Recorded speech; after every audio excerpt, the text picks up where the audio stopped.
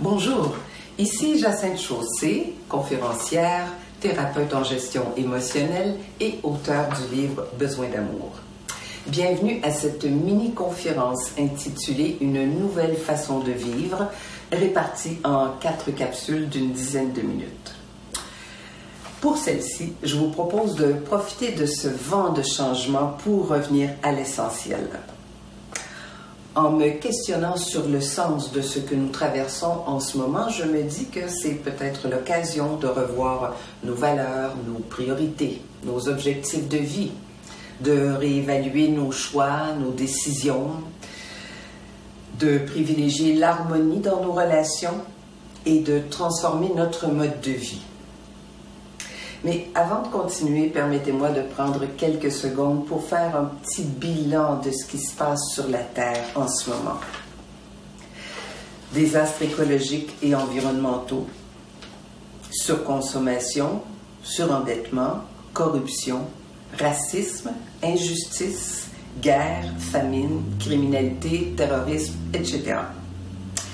À ceci, j'ajouterais obsession du pouvoir, de l'argent, de l'image, de la gloire, dépression, burn-out, dépendance, compulsion, famille que j'appelle interchangeable et fuite derrière des écrans.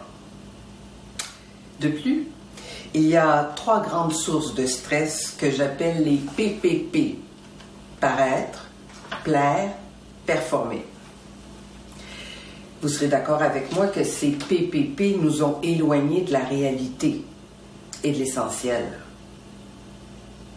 En sommes-nous heureux, satisfaits, comblés? Je crois que l'humanité fait fausse route, n'est-ce pas?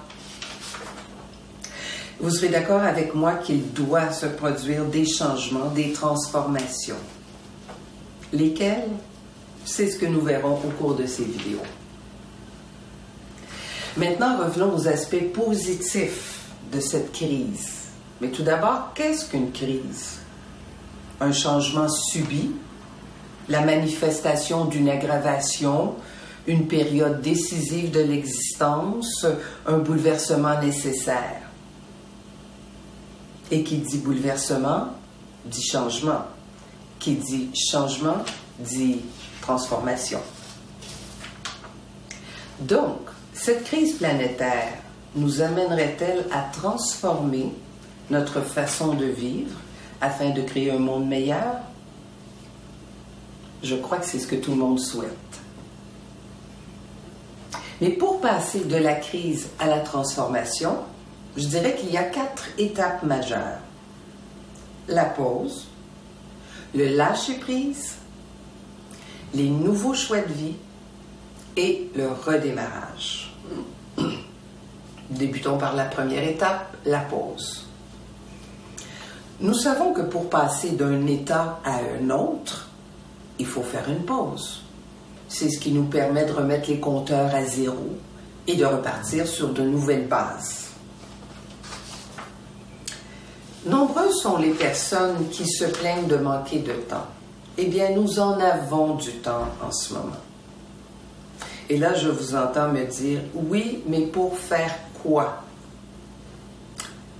Le problème est que ça fait si longtemps que nous courons du matin au soir, que nous sommes dans le faire, l'avoir et le produire, que nous avons perdu le réflexe de nous arrêter, nous déposer, nous intérioriser, afin de nous reconnecter à nous-mêmes et ainsi ressentir ce que l'on a envie de faire durant ce temps d'arrêt.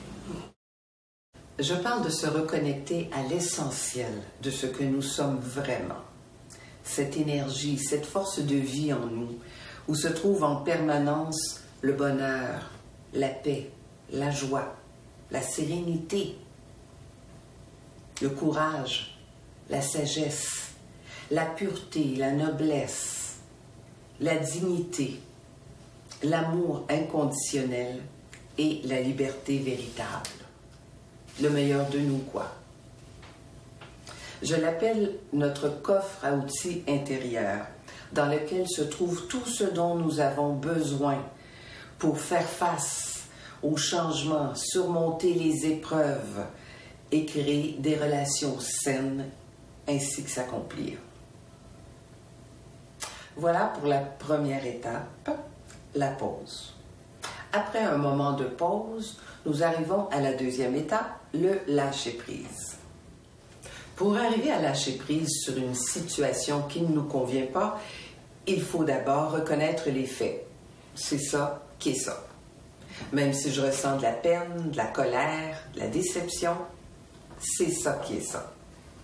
Alors, prenons l'exemple du confinement et de la distanciation, qui sont très difficiles à vivre pour plusieurs personnes, par le fait d'être isolé, pour d'autres, de se sentir inutile en n'allant pas travailler, ou encore parce que nous ne pouvons prendre dans nos bras les personnes que l'on aime.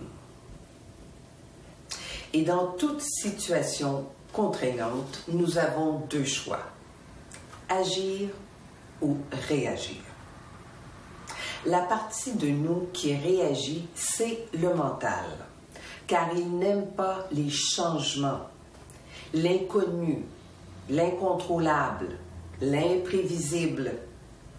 Et en ce moment, vraiment, nous sommes confrontés à tout ça.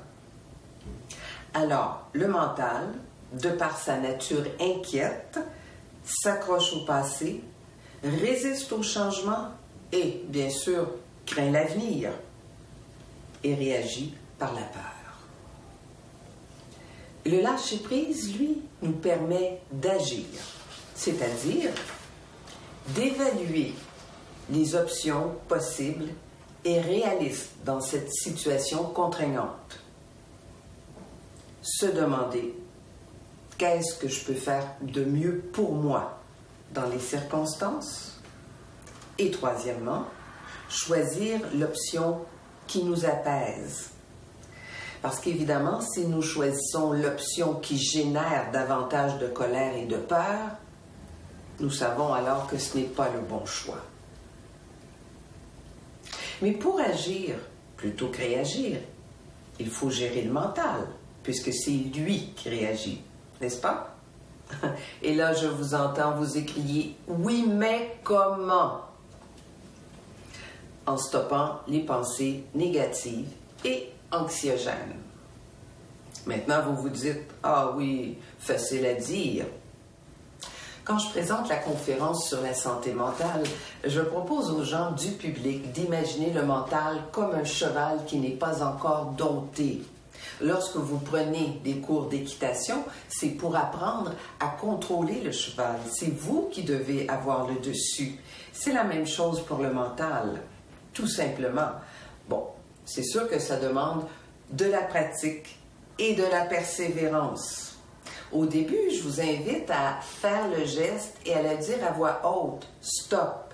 C'est de la PNL, la programmation neuro-linguistique. On ajoute le geste à la parole. C'est plus puissant. Alors, c'est stop. Stopper le mental constamment. S'il faut que ce soit 100 fois par jour, c'est pas grave. Vous allez voir qu'il va finir par comprendre que non, vous ne voulez pas de ces pensées anxiogènes. Ça va?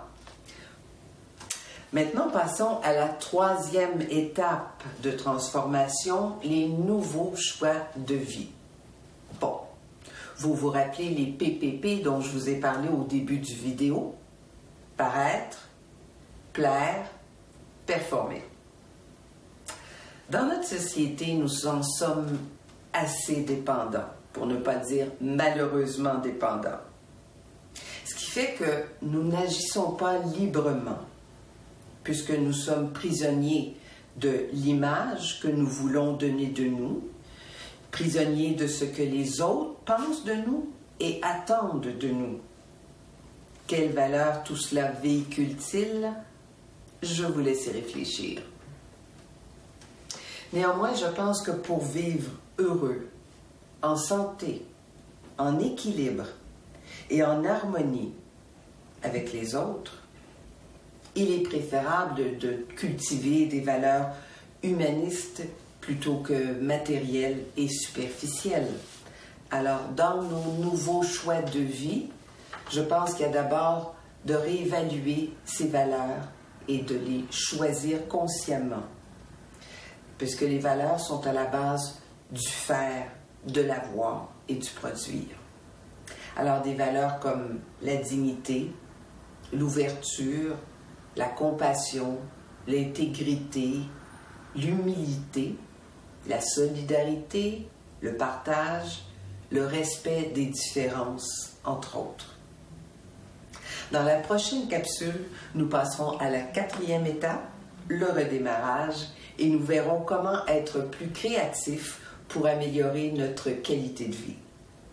Pour connaître mes autres sujets de conférences ou pour m'écrire vos commentaires, vous pouvez visiter mon site internet jacintechaussée.com.